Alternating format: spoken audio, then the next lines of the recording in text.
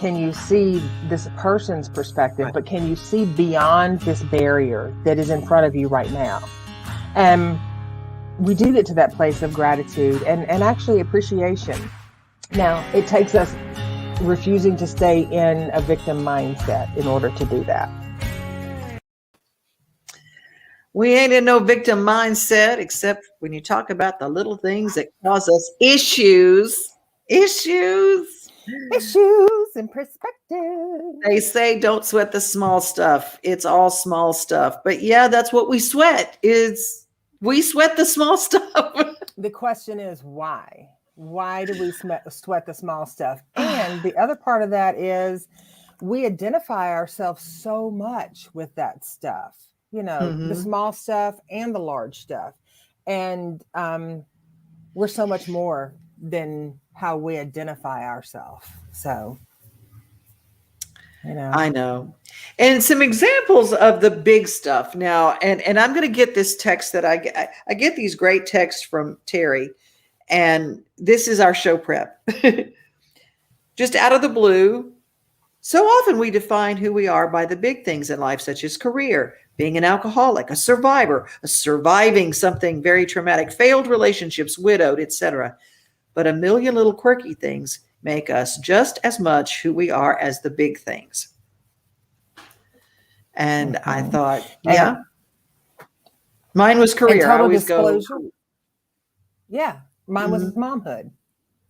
And total disclosure, I was having a conversation outside of set with one of our listeners, Elizabeth, and that topic came up. And we were talking about the quirky things that we do as individuals and how we are so much more than the label that we give ourselves: mom, divorcee, widower, workaholic, alcoholic, worrier. You know, there's so much more pleasant, cute, sweet quirkiness about us that doesn't make us, but adds to the beauty of who we are.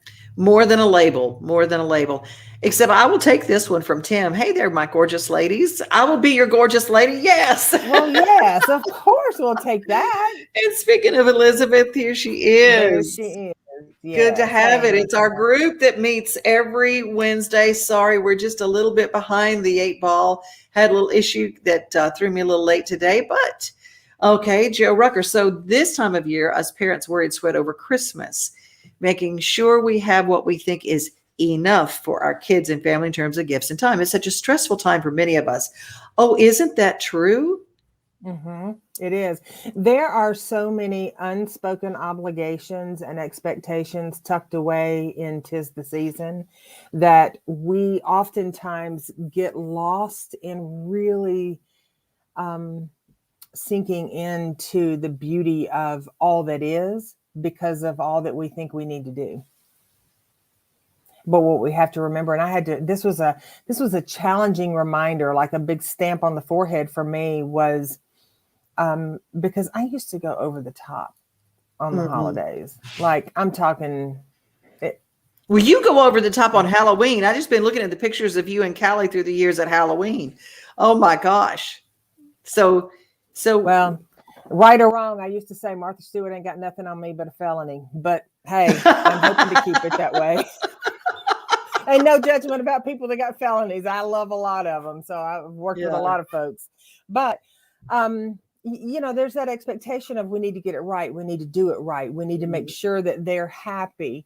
But most of the time, and if we even reflect on our own adulthood, the times that we share with people, we tend to find that joy. It's found in those moments shared more than the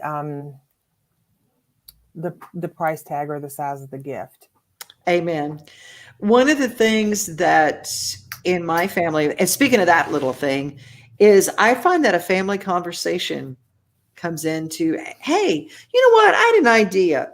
Let's decide this year, instead of worrying about gifts and things like that, let's create like an activity. And every person gives somebody an activity that we can all do together, whether it's, playing a game together, and you buy a game for the family or whatever, something that brings people in and say, look, you're the most important person in my life. I want to do this. Sometimes the gift of one's self is pretty incredible. And Candy just joined us as well. I would go so far as to say we would just X out that sometimes, because all the time the gift of our full present self in our healthy version is a gift to other people. Right. You're right. And just starting with a family conversation, Joe, you might even want to bring your family in and say, hey, Alicia, let's try something different. We all get really stressed, because I guarantee you kids are as stressed as we are about doing it. And especially if there's, and in blended families, it becomes that thing of, well, what did they give you? What did you do? And it's all that stuff. So maybe a family discussion and say, hey, why don't we try something different this year? It may work, may not. Depends on if they're little kids, that may not, because they always want, something big and bombastic, because Santa Claus is very important. But older kids, have the conversation. Well, the other part, absolutely. And the other part of that is that we have to remember, just like we teach people how to treat us, we're teaching our children. And again, this comes from first person perspective when I would go over the top, because you would think I had 12 kids and I only had one. So that tells you how over the top I went. But I was unconsciously teaching her that that's what she needed to do in order to make sure everybody was taken care of. So I had to put a pin in that and reframe that real quick. So yes, that's just my 2 cents on that one. But Elizabeth, our family swaps names each year for the adults, has a $25 gift limit, and we just enjoy the kids. See, that's nice. Yeah. There were a lot of Christmases that my parents got me something or gave me something. And I know my dad sweated the gifts, but I don't remember really a gift that was bought for me too much as a kid. But I have this little shelf that my dad made for my books. He made it with his own hands. That's the only thing that I still have, I think, that was ever gifted to me. And I've carried that little bookshelf to New York. I carried it 5 or 6 houses in Nashville area. And that little bookshelf, because he made it, means more than anything I've ever had. So, long-term plan, the small stuff. Don't go crazy over the Christmas things. Joyce just joined. I think swapping name thing is good. Kids get way too much to even appreciate it. Well, true. That does happen. Teri was in agreement with you about having your best healthy self to share. Yes. Oh, thank you. It is a precious gift. And I will tell you, Joe Rucker, you are a handy dandy dad. And I know that those babies would love. They love the fact that you are a present dad, not a bad dad who buys presents. So that's really, really important.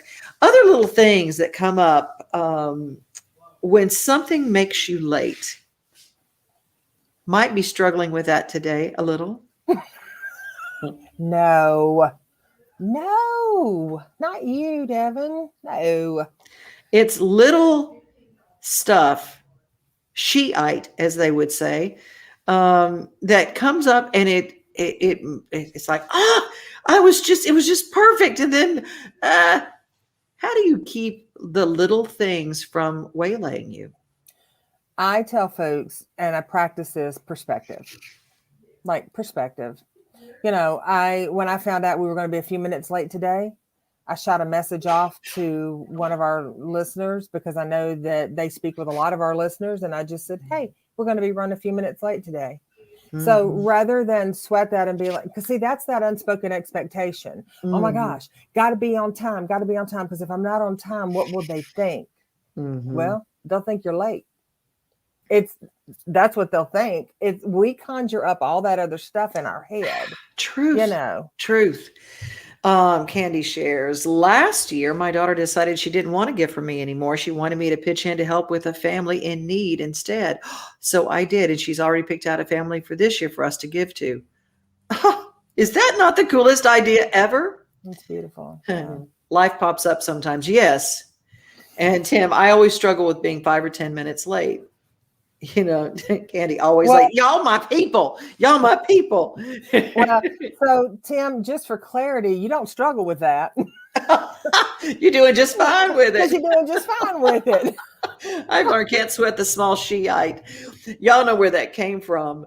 My little sister who was on Murphy Brown, Faith Ford, one of the lines, my favorite line, she looks over to producer, the actor who played Miles, and said, Miles, how do you say this word? Shiite. Whew. Wow, that could have been bad. So it's always that for me. So I hope that doesn't offend anybody. I know it has a religious connotation, but I don't know. I'm Baptist, so I don't know. Anyway, our son, Susan Sizemore, who joined us. Hi, Susan. Our son started experiential gifts a year or so ago, and it's a great way to ensure we get together throughout the year. That's a nice way. We did a painting class. It was so fun to do together. Joyce, I've been trying to do the breathing thing y'all told us to do about when I'm stressing. There you go. Reiterate that, Teri. Reiterate that. What is the breathing thing? There's a couple of techniques. One of them is 6-6-12, which is inhale in to the count of 6, hold that breath to the count of 6, exhale out to the count of 12, and repeat that in cycles of 3. So 6-6-12, 6-6-12, 6-6-12 is 1. So you would do that a total of 9 times or 3 cycles. The other is inhale into the count of 4, exhale out to the count of 4. Both of these circulate or recirculate oxygen through your lungs, your diaphragm. They also reoxygenate the capillaries in your brain. They also increase the circulation over your body or throughout your body.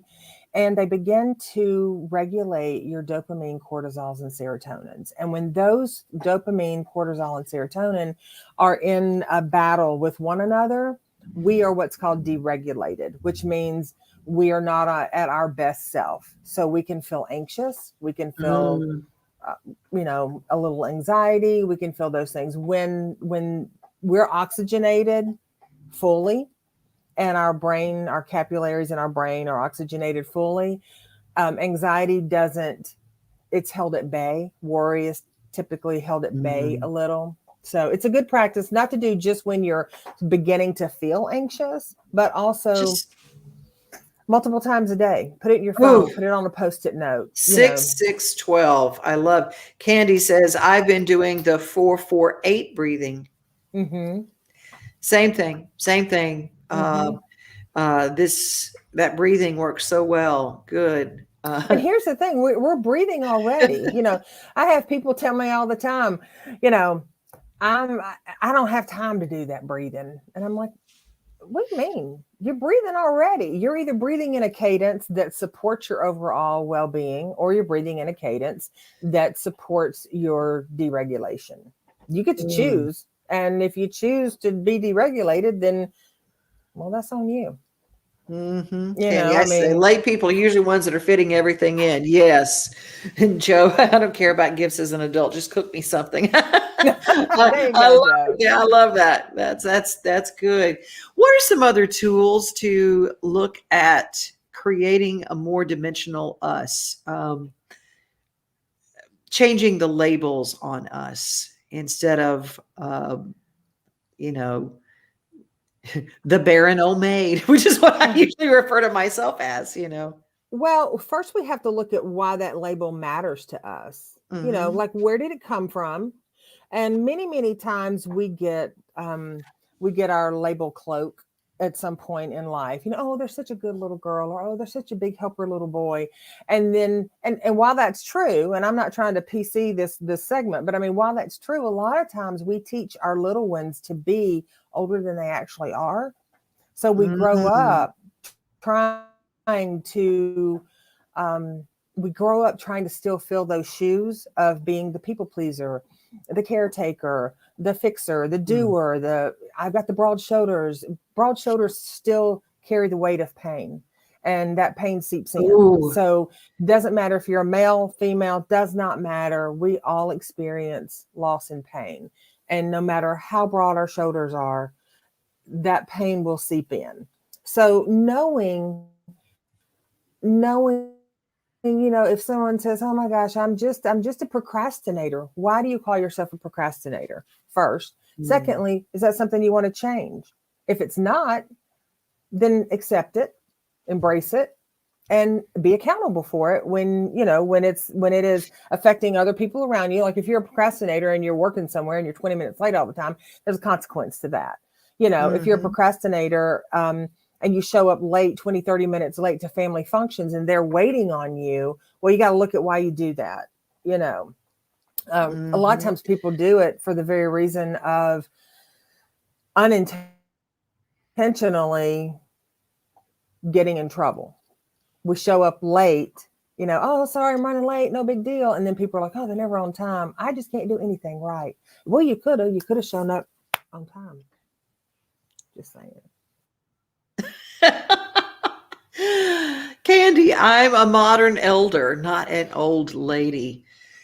Oh, that's the old thing. It really like gets that. my goat. I do too. I like that. Changing the whole thought processes. Yes, I've earned my stripes of wisdom. I have earned that. And wisdom is a good thing to carry. And the old title, not so much. Sometimes we fall into something. Yeah. And oftentimes we hear people, they'll say, "Well, tell me about yourself." And what do we do automatically? Well, if someone said that to me, and this would not be my answer, but this is, for example, well, I'm a grief and loss specialist, and I am a massage therapist, and I'm a mom, and those are parts of who I am. But what am I? I'm a kind human being. I'm trustworthy. I'm lovable. Truly, it's getting into those, because when we hear, especially our little kids, and Joe talking about his children, when our little ones hear us talking about wonderful things like that about ourselves, it's not egotistical. We're actually teaching them that it's okay. It's okay to be that special too, And so we identify so much with, some people will say, "What's the hardest part of your life?" And we'll be quick to throw out something, but it's really assessing and looking at why that label is so important to us. Why is it important to lead with, "Well, I've been divorced," or, "Well, I got this shirt at Goodwill," or, why is that important? Oh yeah, you're so right. There's so many times somebody will give a compliment, and I've caught myself, "What? This whole thing? Oh, I got this at the Goodwill. I didn't even pay $2 for this. Can you believe that?" Because I'm excited about the bargain, but what I have done was I took their compliment and thrown it back at them. "Oh, what are you talking about? This is nothing," And it's important that we allow ourselves to receive. Absolutely, because we deflect if we don't, right? "I like your blouse. Oh, this whole thing, God, I've had it forever, blah, blah, blah, blah, blah, blah."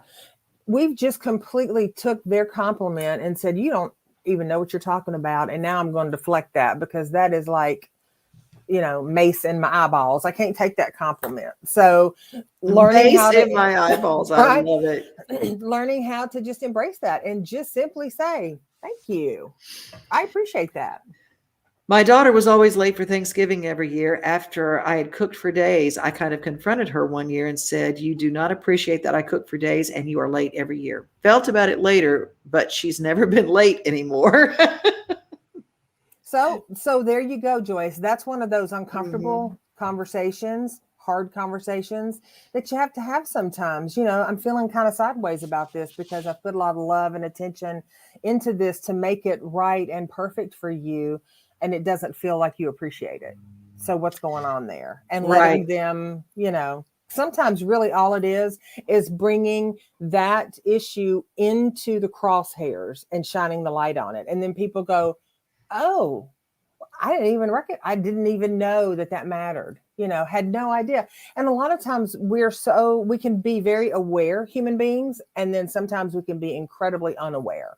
And we function in that doing, going, being thing where we are oftentimes just not plugged in to the effort and the energy that another person, is putting out there, so A lot of times the conversations, we will keep resentment silent in our bodies and not tell them. And they don't even realize that they have stepped on something, caused an issue. They don't even know that we mind that they're late.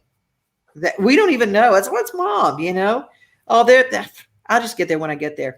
Candy, you devalued yourself and their compliment. That's very true. Elizabeth, good point. We have been taught that self-deprecation is showing our morality rather than our ego.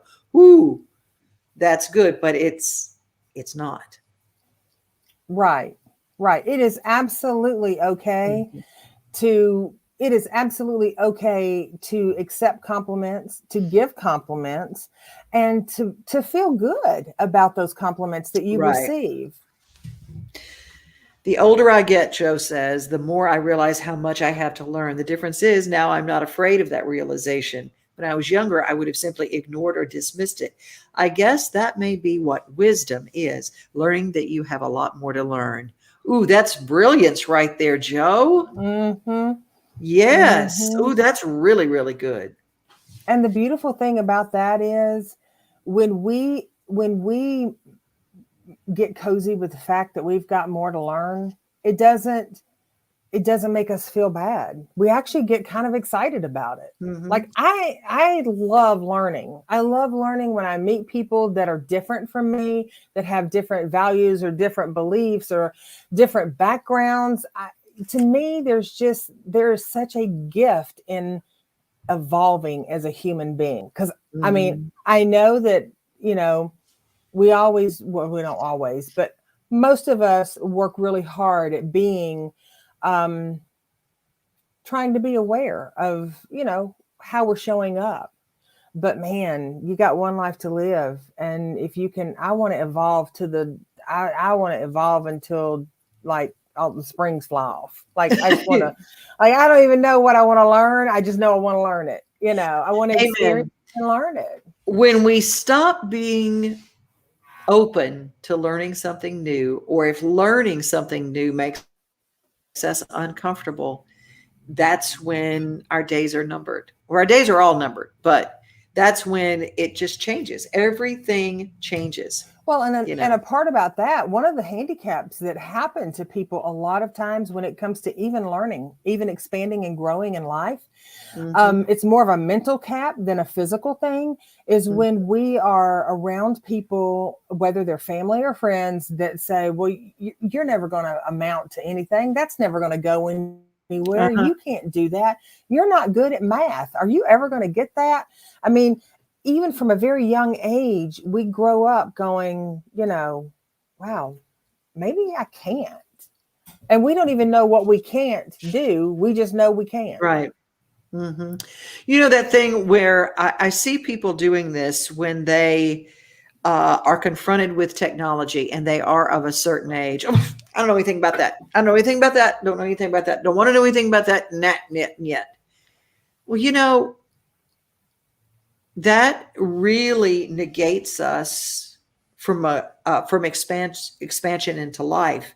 Okay, we're not stupid. We can all learn how to use new technology, so to speak. Technology is not scary. I mean, I'm sure the first time that a guy drove up next to a horse and buggy with a contraption that was loud, that made noise but had wheels, and it ran with gasoline, I'm sure that scared the heck out of people and go, I don't know anything about technology, not going to do it. I'm going to ride my horse and buggy to California. You keep it. The first time somebody got in an airplane and said, we're going to do this, and they go, you're nuts. We were not born with wings. Okay. Likewise, a young person who knows more about new technology than you is not smarter than you are, because I just encourage you to show them a rotary phone and say, this is what I have to use. Make a phone call on it. I literally had to tell a millennial child friend of mine that you don't need to press send on a landline phone. Mm-hmm. She says, Mm-hmm. where's the send? Could not make a phone call. So it's not that one is less educated. It's like, you know what you know, and it's just okay to be comfortable with what you don't know and open yourself up to learning something new. Well, that's the evolving part. We had when my daughter was growing up, we had an old rotary phone that my aunt had given me because it was like the one my grandmother had. And her friends would come over and all want to call home because they just thought it was fascinating. This is 2011 to put their finger in a number and dial it around and let it go and it go and then dial the rest of it. It Yes, was just, yes. and it was fun for them, right? The same way that you might have. I mean, I know people that are, and I kid you not, 11 years old that know more about computer programming and coding than I will likely ever know. Now, I can make myself feel bad about that and be like, oh gosh, I'm so dumb. I just can't get it. Or I can be like, you know what? That's not really my jam. Like if I need to learn it, I'm going to learn it. But I'm really Mhm. excited that this 11-year-old knows that because that's his Mhm. thing. He loves that stuff. So we all have our, I don't know anything about horses. Are you kidding me? You do. And I am Mhm. really glad that you know about them. I have people tell me all the time, you can pay me to do your job. That's okay. I love it. So we Mhm. all have our own special things that we bring to Good, the yeah. table, and we evolve. And there's nothing wrong with learning about a little bit about our neighbor, no matter what their age is, no Mhm. matter what their age is. There's nothing wrong with learning something. Yeah, Candy does live by that. I love learning new things. And you have this wonderful free, I call it, for me, I call it YouTube University. I try to do a little study every day, but there is another one that you turn me on to, Udemy. Is it Udemy or You you talking about me or Academy? Candy? No, you, Terry. Oh, Is me. it Okay. you, I Terry? was like, what's Candy turn you on to? I want to know. Yes, Udemy. Udemy is a great resource out there that has all sorts of educational platforms, different levels about different topics, and they range anywhere from $9.99, meaning $9.99 to maybe, I don't know, 149 or something, depending on the length of the course. And a Mhm. lot of them are very informative, and they're just great ways to learn something new. Mhm.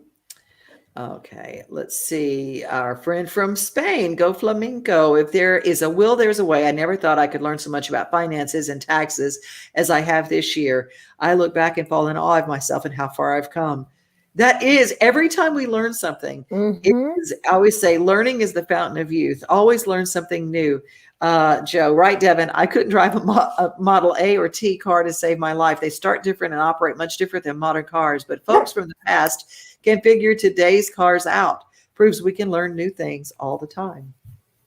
Absolutely. I did buy a car that didn't use a key, and it took me the longest time to figure that out. I had to go back in after I bought it and said, "How do you turn this thing on and off?" Mm-hmm. I Mm-hmm. didn't know, but it's like, hey, teach me something. And, so we started with, don't sweat the little things. And I said, and we ended up with basically keep learning, open yourself up. Changing your perspective. When we have things come up on us, I call them the zingers, the curveballs from left field, the hiccups in life. They're going to be there because life is constantly evolving. And I, Hmm. I say this to people often. The question is not how's life treating you, it's how are we treating life. Ooh, good. How are we treating life? Because you can have a flat tire and you can go, oh, well, got to get this fixed. And yes, it might be a pain, it might be an inconvenience, But guess what? You got a tire and you got a car and you've probably got a job and you've got other things. So you've got your faculties to get that tire fixed. So change the perspective, you know, be willing, have that moment of, but then let it go. Mhm. You know, it's kind of like a burp or a fart. Like you're not going to hang on to it forever, you know, release it, you know, have the moment, release it, and then move on. Don't stink up the rest of your day dwelling Mhm. over something that has happened this morning or something that's going to happen a week from now, you know. Mhm. Just try to change the perspective. Sometimes it's not always as easy as just snapping your fingers, but if you practice it, and you become vigilant with your dedication to changing your perspective and to evolving yourself, Mhm. you can do it. Just like me in the splits. If I tried it and I practiced, I can't do it right now. You know, I'd need one of those help I've fallen and can't get up buttons. But if I practiced it every day, I could probably get pretty darn close, if not get there. So Yeah. it's just our commitment to self evolving. All right, Elizabeth, some things can be a pain in the arse, but they aren't the end of the world. Perspective matters. Tim, closing things out today. Amen. Putting things into perspective and keep it moving. Amen. Yes. Well, Absolutely. I had a wrench thrown into my day this morning and I could really take it personally, and I'm just not. It turned out okay. And I'm going, all righty, daddy. Mm-hmm. That's right. That's right. So, It is just a matter of, you know, if we're going to hang on to it, if we get up in the morning thinking, oh gosh, you know, uh, then the brain's going to look, ooh, what can I do to feed that thought? mhm. You know, what can I do? You I know, love our peeps. I love our peeps. It's all good, Devon. It's gonna be okay. Yes, don't sweat the small stuff. You're right, Joyce. We're not gonna let the monkey wrenches thrown into our day change the way our engine runs. It's also good. Yeah, starting every day with a gratitude journal makes a difference in the day. A journal at the end of the day, so this is what has been accomplished today, also a good thing.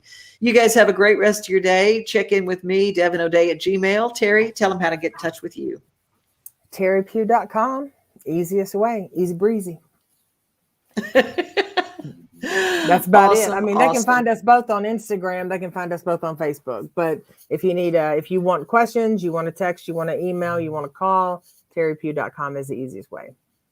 All right. Well, it's time to end our broadcast. So you always end it with the same words.